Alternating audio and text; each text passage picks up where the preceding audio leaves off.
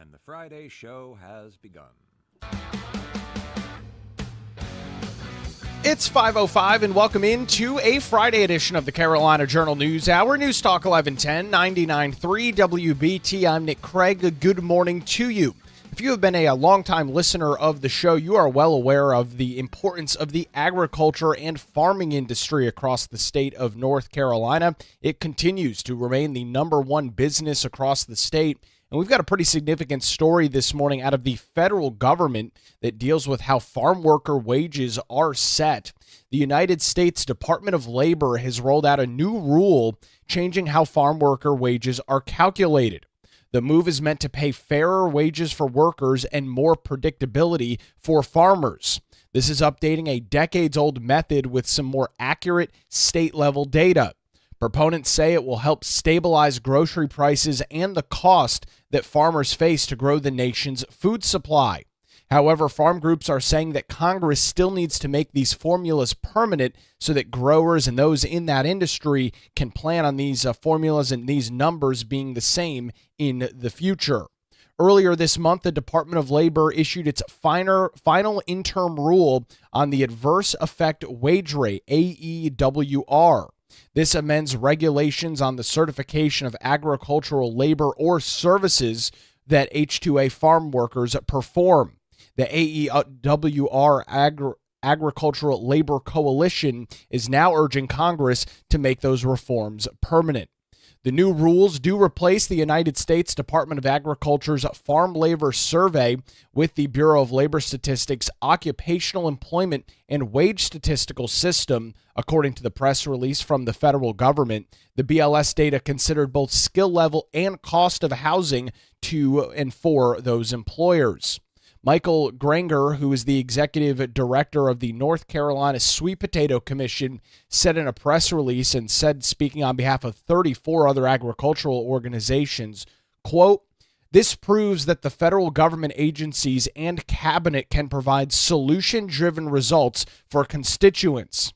But Congress must also act to make things more permanent so farms and ranches can plan and future-proof their organizations as the business and trade continues to shift and adapt.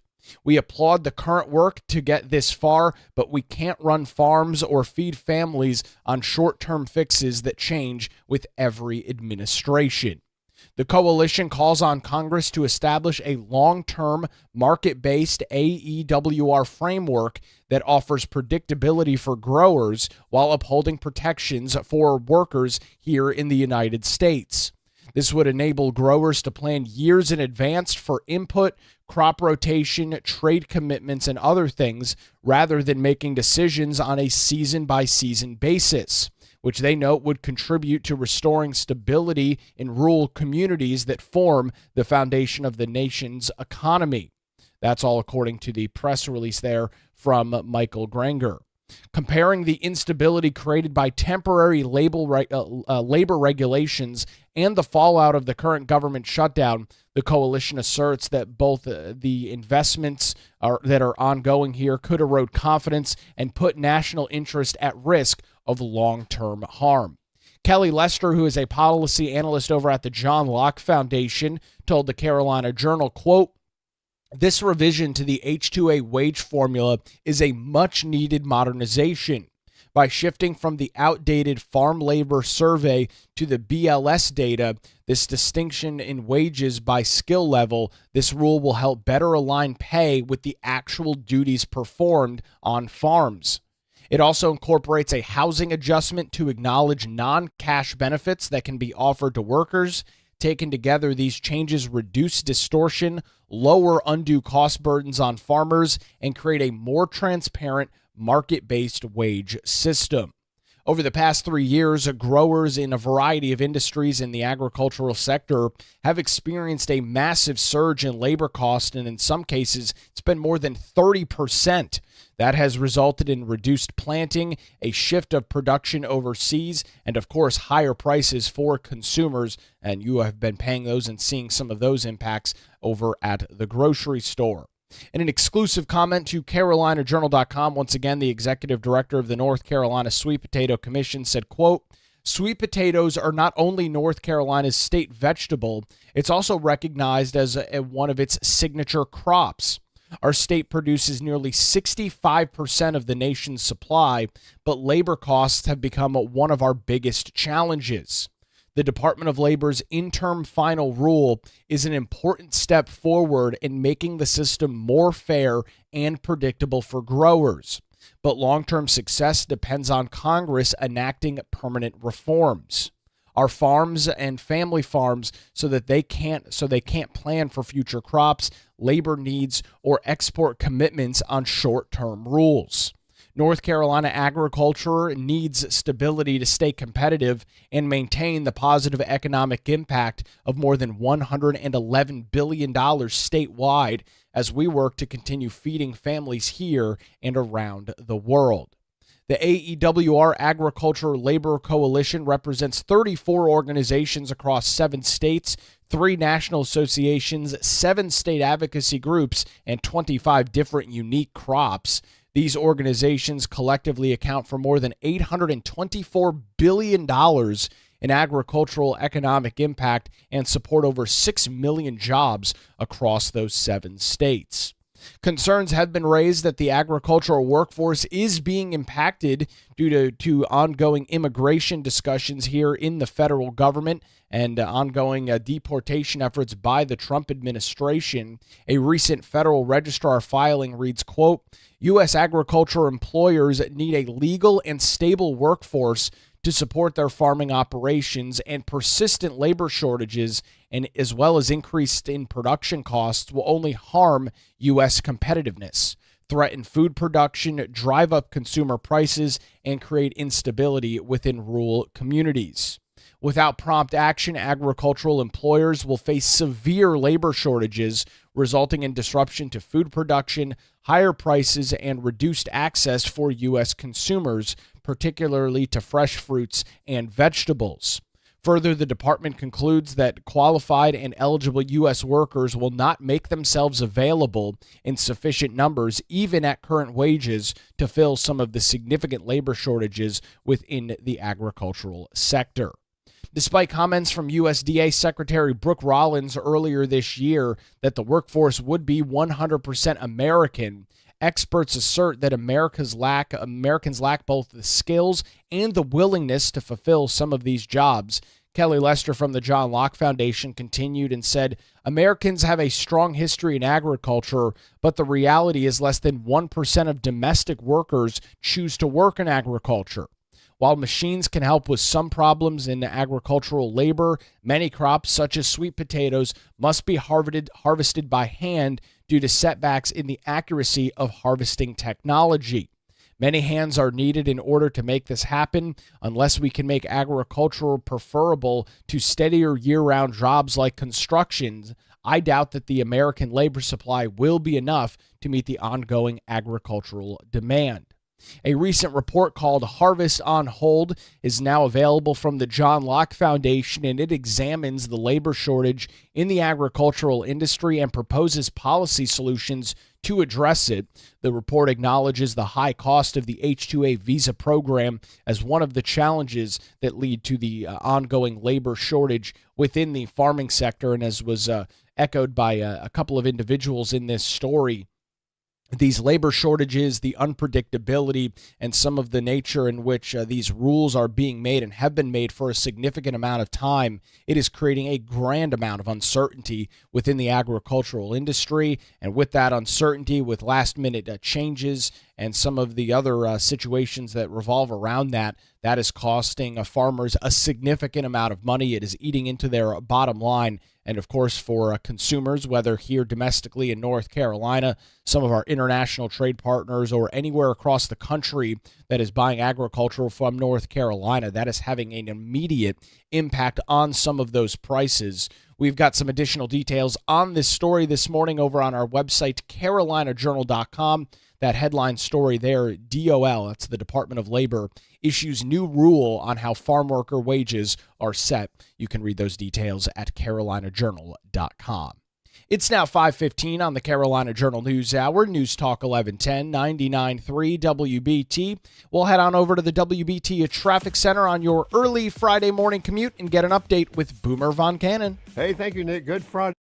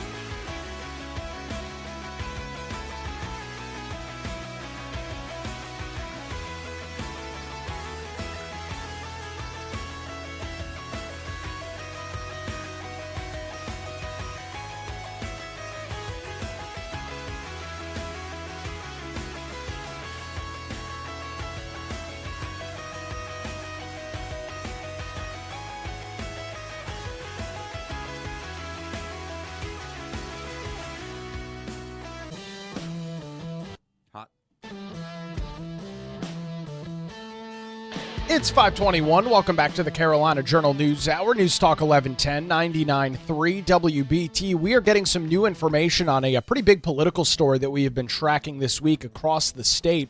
If you've been with us all week, earlier in the week, we learned from the Republican-led General Assembly, both House Leader Destin Hall and Senate Majority Leader, or Senate President, I should say, in Phil Berger, that Republicans do intend on redrawing congressional districts as they are set to be back in Raleigh on Monday. And, well, we did get a copy of a new proposed map that was produced yesterday by the General Assembly. Republican lawmakers did unveil those new maps on Thursday, which are aimed at strengthening the GOP's hold on the United States House.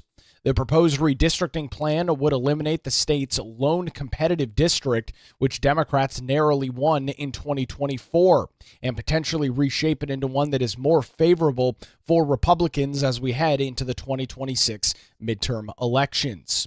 Legislative leaders are expected to take up a vote on the proposal when they return to Raleigh. There is going to be a couple of committee meetings on Monday in which the redistricting committees will vote and determine whether to move forward with these maps or not, as this move aligns with a broader national trend as both parties and state-controlled legislatures are taking a look at redrawing maps. Some already are doing so. States like Texas, California has got a proposition on their on a special election coming up later this year for that, as well as both parties, Republicans try and hold control of the United States House and Democrats try and flip it. North Carolina currently sends 14 members to Congress, 10 Republicans and 4 Democrats. However, lawmakers in Raleigh under these new lines are hoping and believing that that number can be changed to an 11-3 GOP advantage. So the two changes in this district are between District 1 and 3. A couple of counties I'm just going to rattle off here. Wilson, Wayne, Greene, and Lenoir counties would be moved from where they currently stand in District 1 into District 3, and other counties including Craven, Beaufort, Pamlico, Carteret, Hyde, and Dare counties would move from District 3 into District 1. The first House district is in the northeast corner of the state. It runs all the way from the Virginia border down the Outer Banks, and that is what those new maps are looking like here that lawmakers did propose yesterday.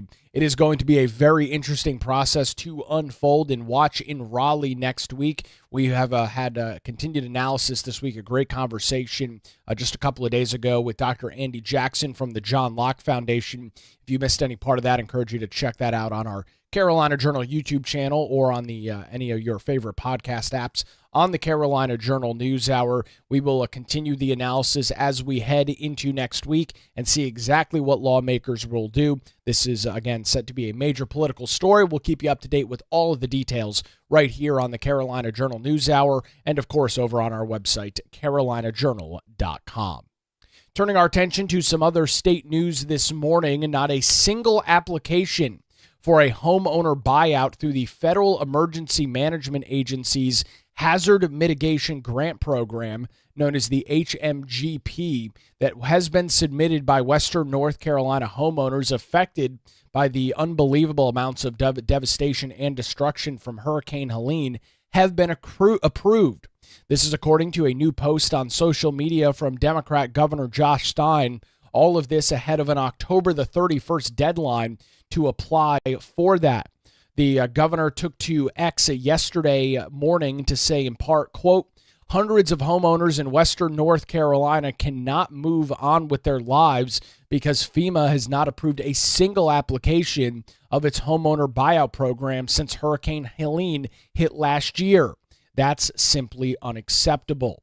You are well aware of Hurricane Helene and some of the details. It struck Western North Carolina in late September of last year, causing an estimated $60 billion in damage. As we look at this federal program, it is designed to reduce or eliminate future damages and losses following a disaster and is managed by the North Carolina Department of Public Safety's Division of Emergency Management. Property owners can receive assistance with mitigation methods such as structural elevation, structural reinforcement, and buyout of damaged properties, of which there are dozens, if not hundreds, in western North Carolina. At a joint legislative government operations subcommittee hearing last month, there was a general consensus on one issue surrounding the recovery efforts from the storm: the Federal Emergency Management Agency and ongoing bureaucracy that has been a huge hindrance and not a help to not only governments but individuals living in western North Carolina. Matt Calabria, the director of the Governor's Recovery Office for Western North Carolina, or GROW-NC, criticized FEMA's grant program, which is designed to buy out damaged homes. The federal government pays 75% and the state picks up the remaining tab at 25%. That hazard mitigation grant program requires authorization on the front end, with the United States, with the U.S. Homeland Security Secretary Kristi Noem instituting a signature requirement for all expenditures over $100,000. Calabria noted that applications for home buyouts were submitted to the federal government in February, and not a single home has been approved by that program to date. Calabria also said that the HMGP program doesn't announce the amount of funding it will receive until a year out. He told lawmakers at that government hearing, quote, "I know you've got to balance your budget, pass a budget by the end of June every year, and they've got Swiss cheese tax bases for the reasons that we talked about. So they don't know where their fund balance is going to look like. They don't know what their debt load is going to look like. They don't technically know whether they're going to get reimbursed and how much. And yet they've got to set tax rates and make a plethora of other decisions. They don't know what their tax base will look like because of some of these HMGP delays. And on top of that, they've got to worry about their bond rating, which they would have had to worry about anyway when they're talking about building schools or repairing facilities and that sort of thing." County officials also spoke about their frustration with FEMA at last month's meeting. Avery County Commissioner Dennis Aldridge, who spoke at the hearing, said, quote, "Our biggest obstacle moving forward is the lack of clarity and consistent guidance from FEMA. Every time we get close to the finish line, they change the goalposts. We're willing to connect the dots, just don't keep moving the dots, and every time that we get close, something changes." Stephanie McGrath, who is the Deputy Secretary of the Department of Commerce's Division of Community Revitalization, also spoke at the hearing and said that the first house under the GROW-NC program should be completed by January, noting that there has been a lot of red tape with the federal government. This story, unfortunately, is one that is not unique and not unexpected in Western North Carolina. There have been calls for years about some of the struggles and frustrations with FEMA, the Federal Emergency Management Agency, the amount of bureaucracy, bloat, and red tape that exists within that organization. And unfortunately, once again, we are seeing it affecting our friends and neighbors out in Western North Carolina. We've got some additional coverage on this story this morning over on our website, carolinajournal.com. The headline there: homeowners left waiting as FEMA yet to approve Helene buyouts. Again, those details over at carolinajournal.com, where it's now 5:30, News Talk 1110, 99.3 WBT. We'll head back to the traffic center on your early Friday morning commute. Get an update with Boomer Von Cannon. Hey, thanks, Nick. And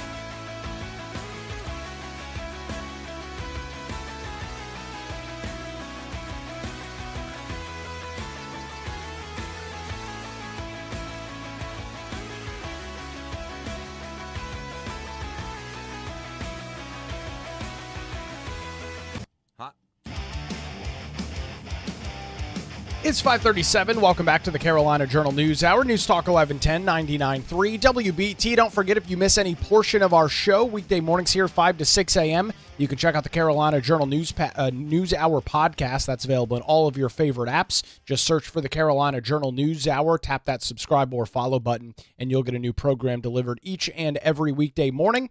You can also watch the show live and after the fact on our Carolina Journal YouTube channel. It's the Carolina Journal News Hour podcast. Download and subscribe now. We are covering a brand new report from the state auditor's office this morning here on the Carolina Journal News Hour as it relates to SNAP, federal food benefits that many individuals across the state of North Carolina and the nation receive. To walk us through some of the details on this report and some major implications for individuals that do rely on federal assistance for food, Teresa Opeka, CarolinaJournal.com, joins us on the News Hour. Teresa, SNAP, it used to be called food stamps, now SNAP, is something that many North Carolinians use as a lifeline to put food on the table for their families. And this new report from the auditor's office shows some alarming stats in some counties across our state. What are you looking at in this report? Yes, Nick, they sure do. Thanks for having me this morning. So Auditor Bullock's report has about approximately $83 million and over 280,000 payments in Supplemental Nutrition Assistance Program or SNAP benefits. They were delayed in North Carolina from 2021 to 2024. And that's according to the audit that he released. As you mentioned, SNAP provides benefits to low-income families and individuals to meet their food budget, including getting access to nutritious food. So it's not just candy and junk food. It's also fruits and vegetables, things that are really healthy for them. So it's very important that this is rectified, and it's been going over for the past couple of years. Just give you another snapshot for North Carolina. This is according to the Center on Budget and Policy Priorities. It's about 13% or over 1.4 million lower income individuals and families in North Carolina received assistance through SNAP in 2024. So yeah, it's, quite a bit of families and individuals who get this. This is a lifeline for them. If they didn't have this, there would be severe problems with hunger. They call it different food deserts or food insecurity, all the different words and phrases these days. But basically, people would be starving if they didn't get some of this. So it was a pretty important report that Auditor Bullock released this week. Teresa, as I read through the report and understand some of the details, while SNAP is a federal program, it is the responsibility, at least in North Carolina, can't speak for every other state, but it is the responsibility of local governments to administer those programs across the state of North Carolina. And a couple of the major metropolitan areas across the state are having some alarming figures as it relates to the amount of missed payments or payments that are delayed and not given on time to individuals that, as you noted, are relying on some of these federal benefits. Right. And in this audit, Auditor Bullock's office identified 7 counties with the worst performance in meeting those federal timeliness standards. And they include Davidson, Edgecombe, Wake, Mecklenburg, which is, of course, Charlotte area, Pitt, Cumberland, and Stanley counties. They issued between 14 and 25% of benefit payments in an untimely manner. You can go through the list at CarolinaJournal.com. We have specific figures, but that's quite a bit. It's like, well, in their response, DHHS, the Department of Health and Human Services division for this, said, well, we met, I'm paraphrasing, we met most of the guidelines, like we met 95% of what we should have. But that's a significant number otherwise of not meeting it, and the different households and people who did not receive these in a timely fashion, maybe did go hungry for a little length of time before that payment was made up. Yeah, and you talk about that list of some of those top counties in Davidson. I mean, 25%, Teresa, 1 in 4 of the payments that in which were meant to be sent out in a certain time period based on those federal guidelines were not. And then as you continue down that list, you look at are two more populous counties throughout the state. Mecklenburg, which hosts the city of Charlotte, Wake hosting the city of Raleigh. I mean, these are the two largest cities in the state of North Carolina. Some big problems there. Now, obviously, Teresa, you've got larger populations in those areas, so it shouldn't be a surprise that there's more responsibility and more individuals potentially taking advantage of the program. But these delays are percentage based. I mean, you look at some of the numbers out of Davidson County, the number one in the list. They've only got 61,000 people that are eligible. That's a relatively small county in comparison, and they've got issues as well. So it's a percentage problem. Yeah, it most definitely is. And like you say, there's no distinction between the larger areas versus Davidson County with a smaller population. So it's definitely a percentage problem and a problem within those county departments for that. What did we learn from State Auditor Dave Bullock? Obviously, some of the data, some of the numbers in this report, the auditor typically provides, and what you would expect and hope that the auditor would provide is, Teresa, some recommendations, some feedback. How do we correct this course so that it doesn't continue to happen? What did State Auditor Dave Bullock have to say? Sure. So skimming over some of the findings, the one finding period from the January 1st, 2021 through December 31st, 2021, auditors found generally SNAP benefit payments were made in a timely manner. About 98% of benefits were paid in accordance. However, the USDA at that time waived a lot of the different guidelines because it was during COVID. So that was one reason why that was a little bit off. It wasn't too bad. But then they started to tumble from January 1st, 2022 through December 31st, 2024. You saw more late payments, and that's because the requirements came back into play. So obviously, recommendations he had is a system to monitor the timeliness, of course, of county SNAP benefit payments, including enforcing the corrective actions of the counties issuing those untimely benefits, and also giving ready access to data to effectively administer and monitor those benefits. That includes the extent of how late or untimely SNAP benefits and the amount of SNAP benefits paid were untimely. So we have more of a further breakdown, more details in our report, but were the recommendations that Auditor Bullock's office had.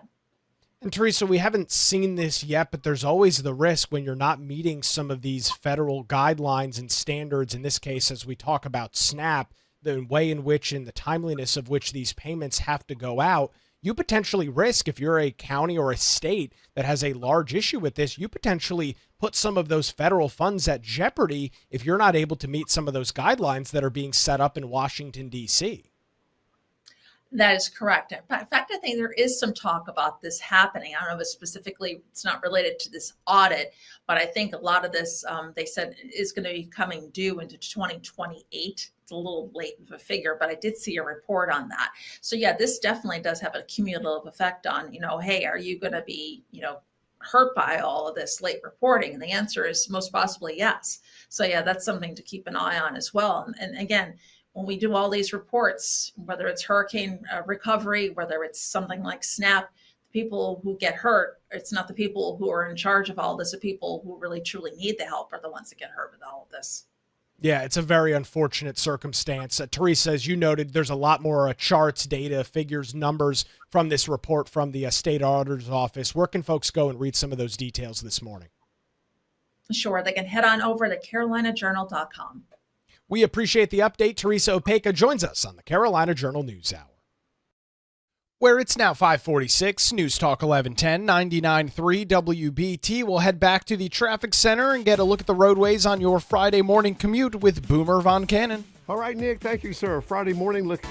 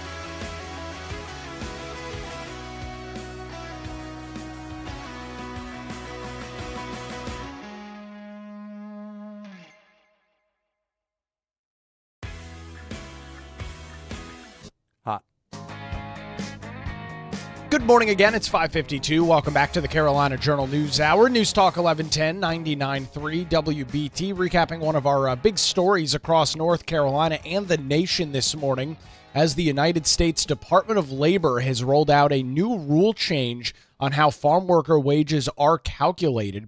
According to the department there, they say that the move is meant to make prices more fair and workers and more predictable and worker wages more predictable for farmers. This is updating a decades-old method with more accurate state-level data. Proponents say it will help stabilize grocery prices, that's great news for everybody, and costs that farmers face to grow the national food supply. However, some of the groups that are applauding the DOL for this say that Congress needs to get back to work and make sure that these formulas stay permanent so that farmers can plan for the future. The new rule replaces the United States Department of Agriculture's Farm Labor Survey with some new data from the Bureau of Labor Statistics, according to a press release. That BLS data considers new things like skill level and cost of housing to an employer that were not previously calculated. According to Michael Granger, who is the executive director of the North Carolina Sweet Potato Commission, speaking not only on behalf of that organization, but 34 other agricultural groups, says, quote, "This proves that federal government agencies and the cabinet can provide solutions driven to results for constituents. But Congress must also act to make things more permanent so farms and ranchers can plan and future-proof their organizations as the business and trade continues to shift. We applaud the current work to get this far, but we can't run farms or feed families on short-term fixes that change with every administration." That coalition of 34 organizations is calling on Congress to establish a long-term market-based framework that would offer predictability for farmers and growers while upholding protections for U.S. workers. According to the details in this press release, that would enable growers to plan years in advance for the costs like input, deal with things like crop rotation, trade commodities, and other situations, rather than making decisions on a continued season-by-season basis, which they note continues to contribute to some rises in prices. They noted that having this be more stable would restore stability in rural communities that form the foundation of the national economy, according to a press release. Comparing the instability created by temporary labor regulations and the fallout from current government shutdowns, the coalition asserts that they both hinder investment, erode confidence, and put national interests at risk of long-term harm. Kelly Lester is a policy analyst over at the John Locke Foundation and told the Carolina Journal, quote, "This revision to the H-2A wage formula is a much-needed modernization. By shifting from the outdated Farm Labor Survey to the Bureau of Labor Statistics data and distinguishing wages by skill level, the rule better aligns pay with actual duties performed. It also incorporates a housing adjustment to acknowledge non-cash benefits. Taken together, these changes reduce distortion, lower undue cost burdens on farmers, and create a more transparent market-based wage system." And this has been a growing issue now for quite some time. Over the past 3 years, those in the agricultural industry have experienced a surge in labor costs, in some cases more than 30%. That has resulted in reduced planting, a shift of production overseas, as well as higher prices for customers, according to details. Taking a look at some of the other information in this, despite comments from USDA Secretary Brooke Rollins earlier this year about the workforce being 100% American-backed, there are growing concerns with immigration policies within the United States and how that could impact the agricultural workforce as well. And according to some of the details that we are tracking, again, this H-2A visa program for farm workers, farmers across the state and the nation are asking for some stability there. This is a pretty interesting story, and it could have a major impact not only on the agricultural business, which is the largest in North Carolina, but your pocketbook as you head to the grocery store. You can read some additional details this morning by visiting our website, carolinajournal.com. That's going to do it for a Friday edition of the Carolina Journal News Hour. WBT News is next, followed by Good Morning BT. We're back with you Monday morning, 5 to 6, right here on News Talk 1110 and 99.3 WBT.